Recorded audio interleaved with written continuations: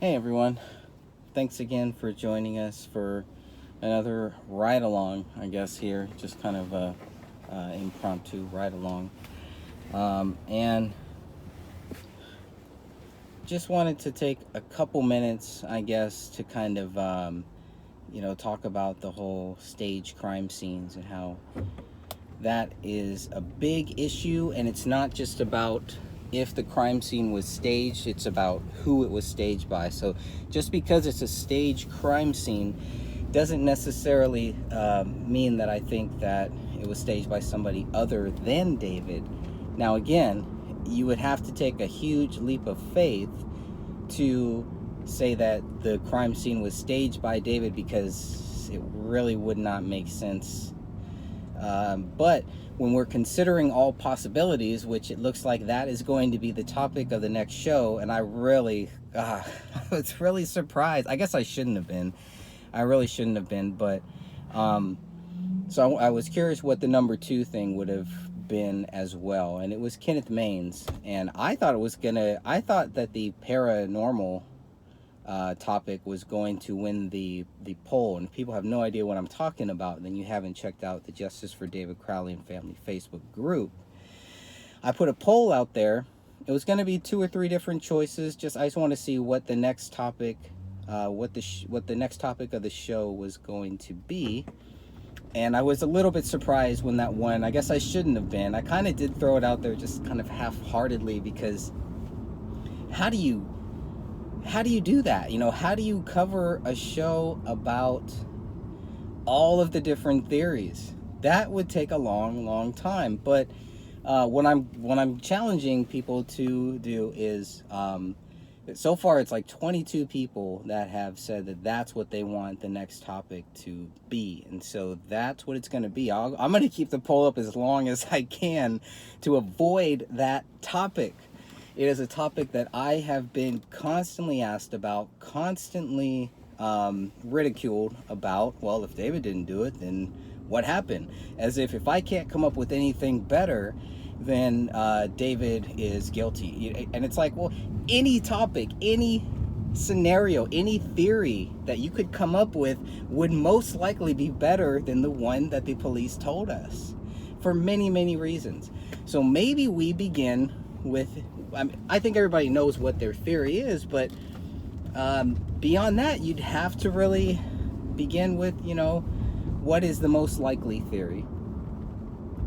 What is the most likely theory that makes sense? Now, I did put in the pact theory because I thought that might have won too. I thought that would have gotten a lot more play, but for whatever reason it did not. So since that one didn't, and I was a little surprised at that, but that's okay. That's what the poll was there for. But one of the theories would be the pack theory. So do I include that, or do I save that for another topic? But the pack theory is another theory. It's another outrageous theory, basically. And again, you have to take a strong leap of faith to believe in the pack theory, and you have to discount what the police say.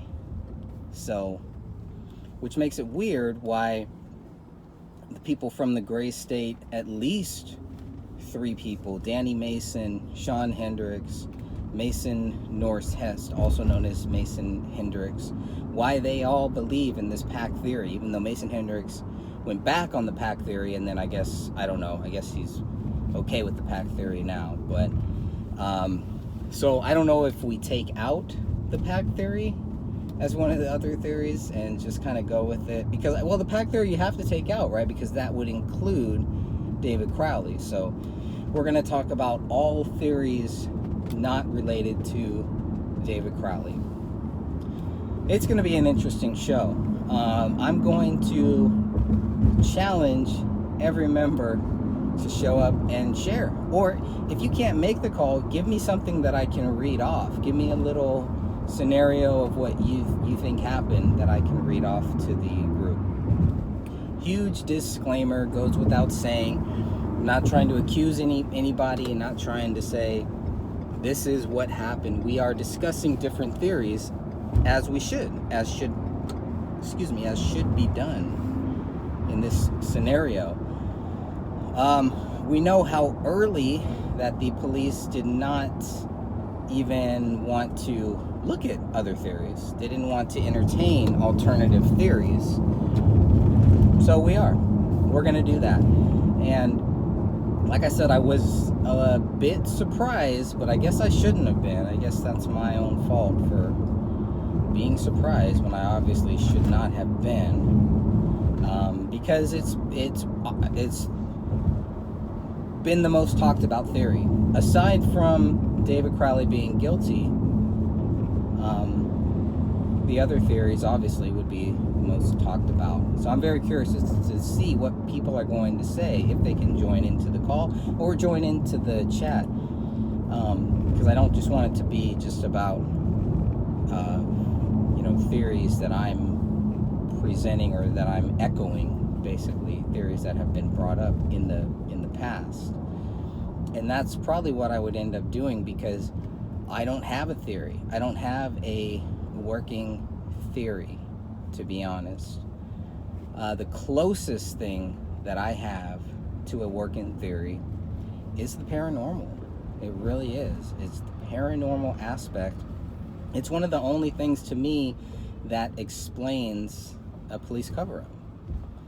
Why the police kind of were so quick, watered everything down, didn't want things through. But then you look at, what is the evidence of some paranormal activity? And there's really not much either. So it'll be an interesting show. It won't be a show that will bring conclusions and bring you to a satisfactory conclusion, let's just say.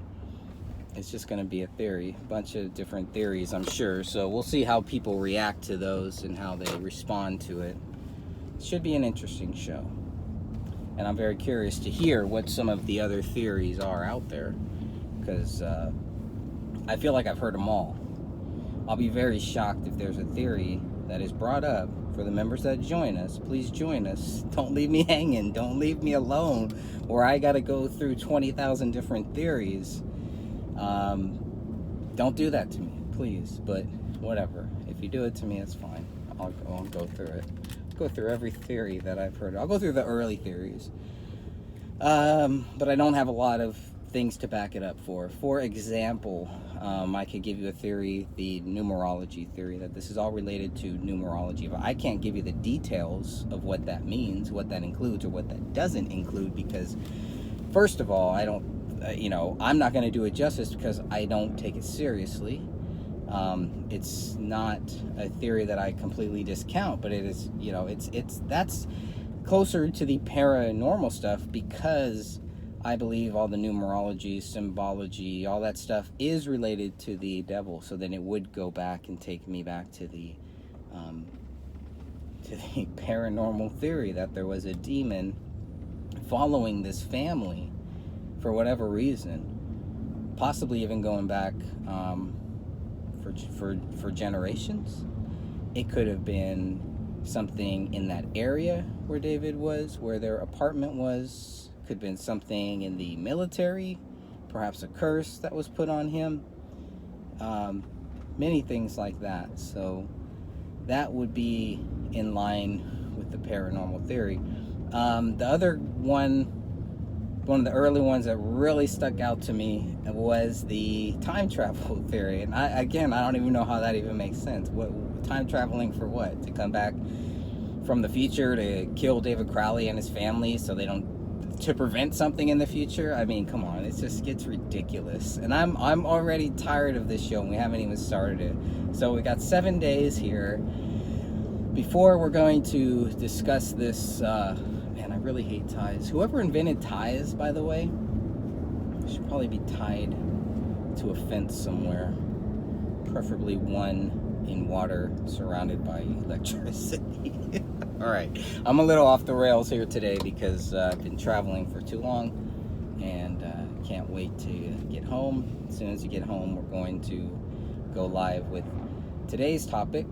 If you're watching, probably by the time that you watch this, the topic will have already been discussed. We're going to talk about staging crime scenes. So I'm very curious. We're going to read an article that was sent to me by one of our group members. Thank you again for sending that. I know you don't really want to be out there in public or anything. I totally get it. I understand it. But I don't want to make it seem like I'm taking credit for something that somebody else brought to the table. So it's an interesting one, and of course, you know, it's the name of my article. My second article that I put out was called Gray Stage, because the whole thing looked like it was staged. It looked like a stage event. Now, the more deeper that I started looking, it looked like, wait a minute, we have 3 staged crime scenes here. Not 1, not 2, but 3. How do you have 3 staged crime scenes in the same freaking crime scene? That can't happen either. So, but we know something did happen, or something was meant to happen, or we were meant to see something. An event took place. An event took place. And the question is, what is that event, and where is the evidence for it? 2 likelihoods, obviously. Either David was murdered, or he murdered and committed suicide. So, in a staged crime scene, obviously, why would David stage 3 different rooms? And that doesn't explain the condition of his head and his hand either. So, unless the dog chewed his hand off, I don't know, which is another ridiculous concept, but whatever. David, if he was gonna write in his wife's blood, I don't think he would need to wear gloves or anything. Why not just use your own hands to show latent fingerprints? Why not sign it? Why not let people know? Why not do a video?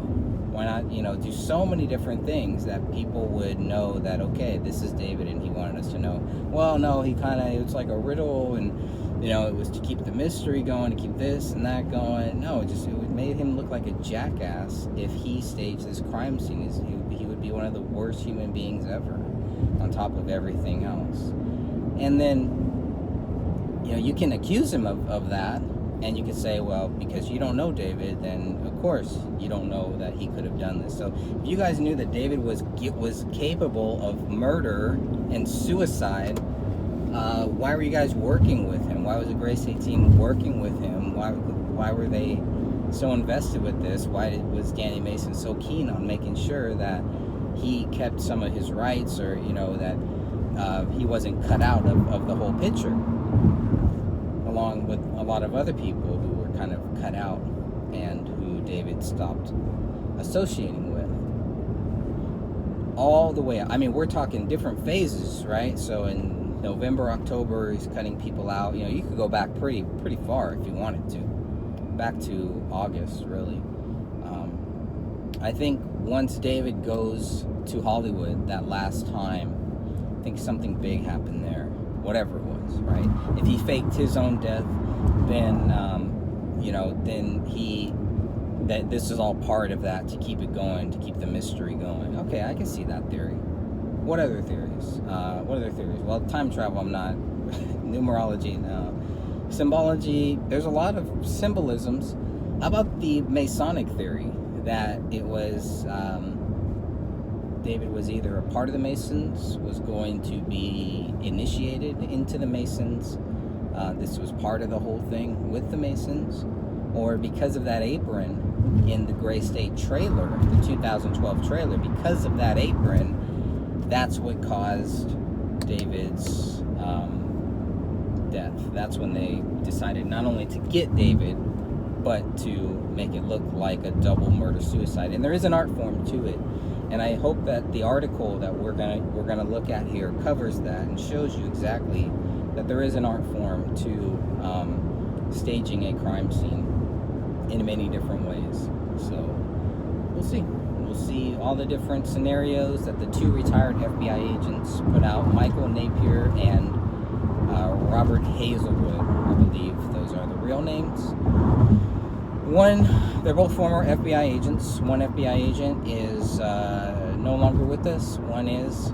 So we'll see. We'll go through that. We'll read it. We'll see who joins us, see who has comments, and just a general discussion, overview about all of that.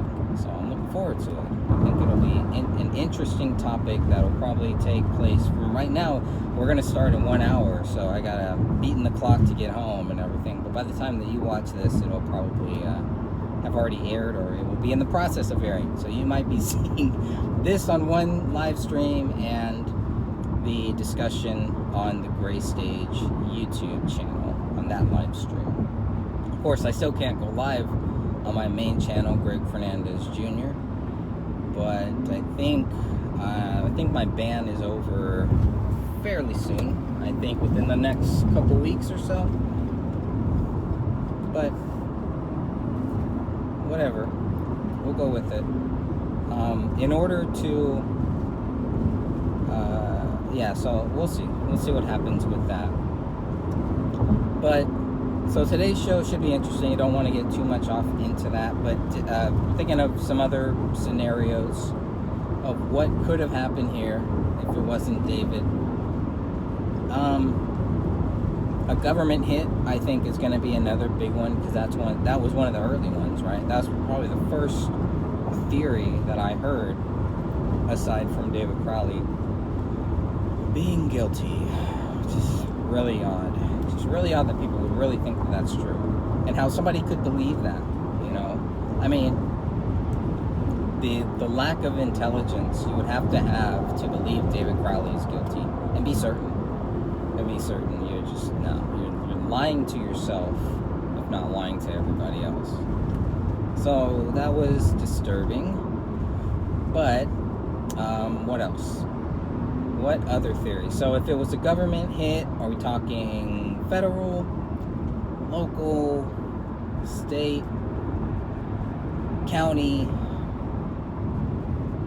Federal Express? Alright, now I'm just tired. But what type of government? And obviously it's not like the whole government, right? It would just be somebody with the proper power, maybe in the intelligence community, the counterintelligence community, that saw David as a threat, or saw this movie as a threat, which to me is kind of hard to believe. It's a freaking movie. But, you know, that's Hollywood, apparently. I mean, it's not so far-fetched, because people have been murdered who have worked on some Hollywood projects. I think that Stanley Kubrick is definitely one of the ones that comes to mind here. I think Bruce Lee, too. I think he was another one that was taken out because he started making his own movies, doing his own thing. So that's one of them. Who else? Well, anyways, doesn't matter who else. The question would be, does David fall into that category of people that were murdered for making a movie, or were going to make a movie, or whatever? And it would depend on what they include. It's interesting, in David's 2012 trailer, the inclusion of children, and the heavy inclusion of the children being I guess stamped, right? Like branded, you could say. So I wonder how much of David's final project, Gray State, was going to include children. And was it going to include any pedophilia, child trafficking, rape, anything like that? I think that's been one of my big questions there too. What was it going to include? What was it not going to include? Especially with what David saw where he was at. You know, some of the pictures that we have of him in Iraq, it's either Iraq or Afghanistan, are pictures of him with, you know, children and hanging out with them. And we know from the pictures and videos that I've seen, the way David interacts with children is in a very kind and loving way. And people might say, well, that's because the cameras were on or whatever. But those people either are just guessing, or, you know, if they're people that worked with him or knew him or whatever, it's like, well, you know, would you guys be saying this right now if all of this didn't happen? It's just ridiculous. It seems like more of, they come up with excuses rather than reasons and facts. And I think there's a big difference. I know there's a big difference, right? An excuse is totally different than a reason, than logic. So, whatever. What else could it have been if it wasn't David? I'm trying to think of any anything else people might try to bring up. A hostage situation, and I won't go into too much details. That's another one that I've heard come back up. Kamel was the one who killed him, which again is impossible, because you can't shoot yourself twice in the back of the head, or even in the side of the head, or even in the head, even in the front of the head. I'd have a hard time believing you would be able to do that. Shoot yourself twice after putting your blood everywhere and taking off both of your hands and half of your face, all that stuff. So no, it doesn't make sense. So I think it's a good topic, because I know a lot of people want to talk about it. I know they want to discuss it.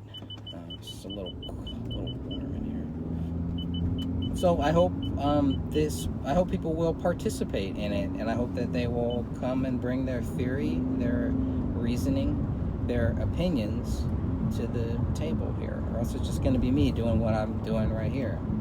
It's just not going to be very interesting and not very fun for me.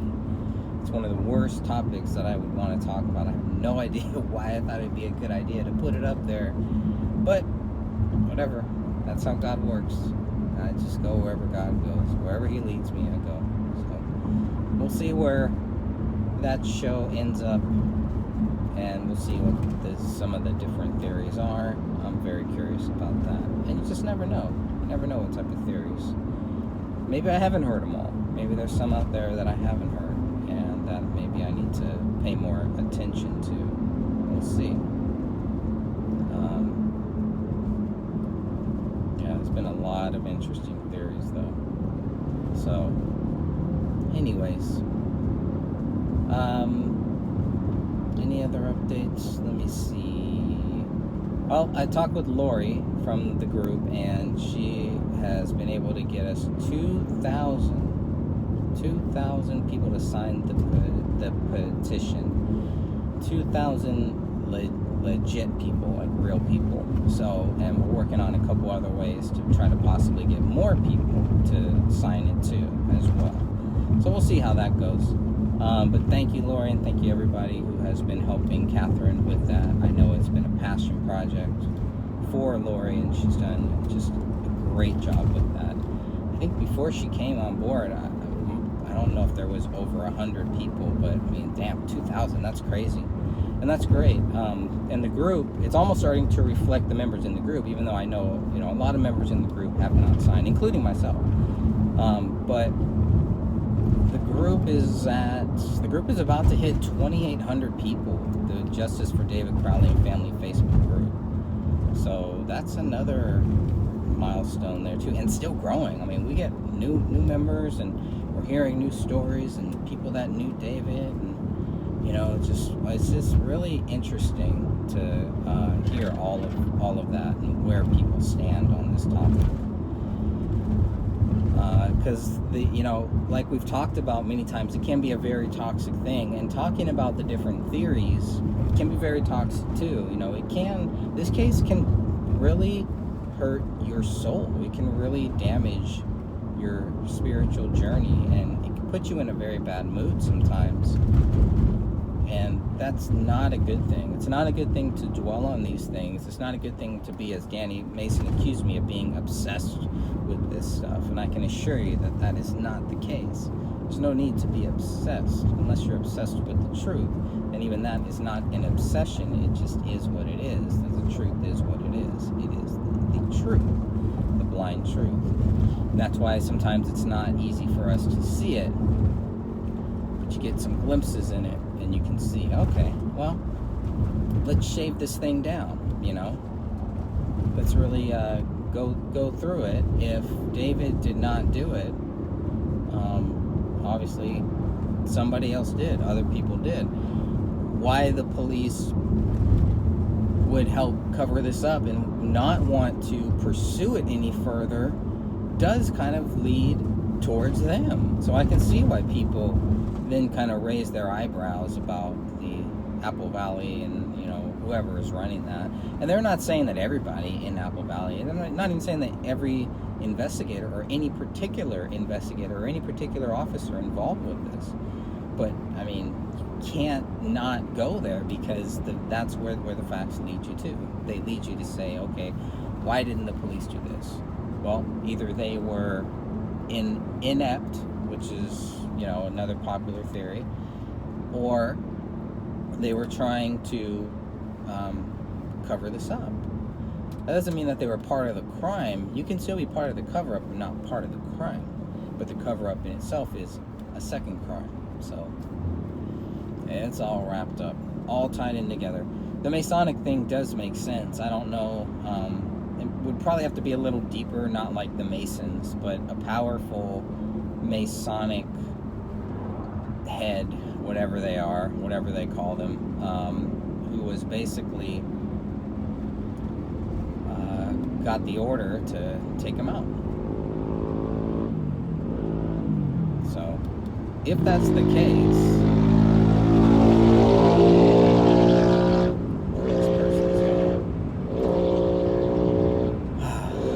why would you drive a bike and a freaking crazy? But if that is the case, that this was some type of a Masonic hit or whatever, I mean, again, it goes back into the whole thing, because I do believe that the sacred geometry, the secret knowledge, the symbolism tied to the Masonics all goes back to the devil. So I could almost include the Masonic thing in with the paranormal theory. So there's a wide range of paranormal things that could have happened here, that could have been unleashed.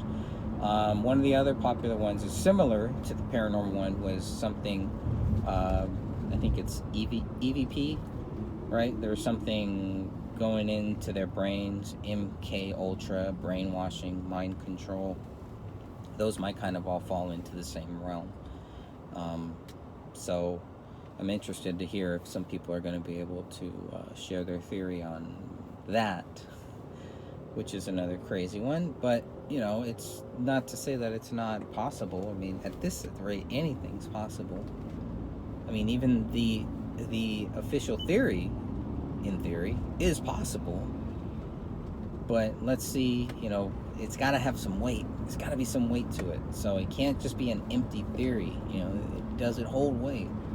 And that's what I'm looking for. I'm looking to put these evidences, these facts on these scales, and see if it's just some empty carbs or if it's some real meat, So that's what we're gonna dive deeper into and take another look at.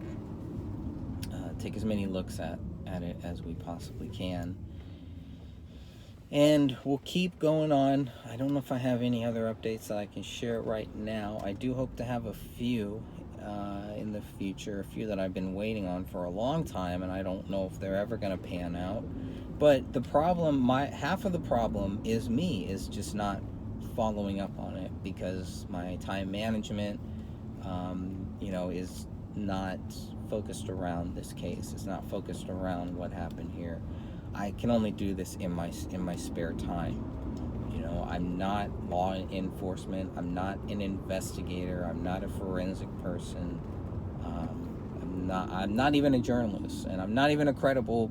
I have no credibility at all. I'm just a guy. I'm a Christian. I'm a believer in Jesus Christ who was looking at this case and trying to understand what happened. That's it. That's what it all is. So that's what I hope that my book will show. And that's why I think some people are going to be disappointed in the book, because it doesn't give you that conclusion. It doesn't give you what a traditional book or a traditional story or even a documentary or something should do. It should give you closure. This book will not do that. So and I'm letting everybody know that way ahead of time. Unlike what happened with Eric Nelson's Sloppymentary, if they would have put that out there, a lot earlier and not made the hee ha ha, this is going to show, you guys will see once you see this movie, everything, it'll all make sense and all that. And we know is not true, even though they the way that they pushed it and the way that all of the media pushed it, of course, I can totally understand why they would think that the propaganda arm of the Black Ops, of the counterintelligence forces, why they would be involved in this. They would have to be involved at some level. You wouldn't need many. You wouldn't need a whole lot. You look at the era, this is under Barack Obama, one of the worst presidents ever. We were under one of the worst presidencies ever because they roll in stealth mode. Unlike George Bush, unlike, some of these other guys, Barack Obama, Bill Clinton are some of the most smoothest people when it comes to being smooth criminals. That's what they really are. And of course Hillary and a ton of other people too, but it's like George Bush is like the evil that when you see it, you know it. But when people see Bill Clinton and Barack Obama, they didn't know it. They thought, oh, this is a great guy, he speaks well, this and that, he talks about what I want to talk about. And it's like, say whatever you want to say, man, but I'm not believing it. You gotta show me something. I'm not going to just buy whatever you're selling. That's just not going to work. And I did with Bill Clinton. When I was too young to vote, but I was very, I don't know how I got off into the Bill Clinton and the Ross Perot. I was going to go into the Ross Perot and all that stuff, but so it was under that era, under the same power, the same people that are trying to take out our president now. And I do wonder what side David would be on, because it would be very, very clear cut. And it's very weird that David gets lumped in, categorized with the alt-right, a phrase that did not exist while he was even alive. But they called him alt-right, and his project is alt-right. It's just clickbait. It's just clickbait. Those are not people that are going to last. Those are gnats. Those are fruit flies. They swat them away there. That's it. They do not last. And that's been the biggest thing. And that's the one thing that I knew for sure. We would outlast all of the drama, all of the bull crap. We would outlast it, and we have. And I'm very proud about that. The propaganda is not meant to work long term. The propaganda is usually meant to go very, very hard, very powerful, very forceful, very quickly, and it's just a program. And once the program is over, those evil forces move on to somebody else's program, to a different program. But they have to stay here because of us. They have to stay. And that's when we get them. That's when we call them out. That's when we find out these very interesting things about who these people are, what they've done, what's happened to them, and why would they be so gung-ho about David being guilty, but not about finding truth, and not about the reality of this situation and of their situation, and the doublespeak, and the lies, and the games, and the hatred. All of that is not something that sincere people do, that people with the truth on their side do. It's what the other people do. All right, good peeps. Just going to sign off here. I don't know when this will air, but I hope you all can join us on the Gray Stage YouTube channel. That's where we do all of our live shows right there. And we're going to be doing one in a few minutes here about staging crime scenes. So, see y'all then. God bless you all. May Jesus Christ be with you. Keep him first, foremost, and everything else falls in line. Amen.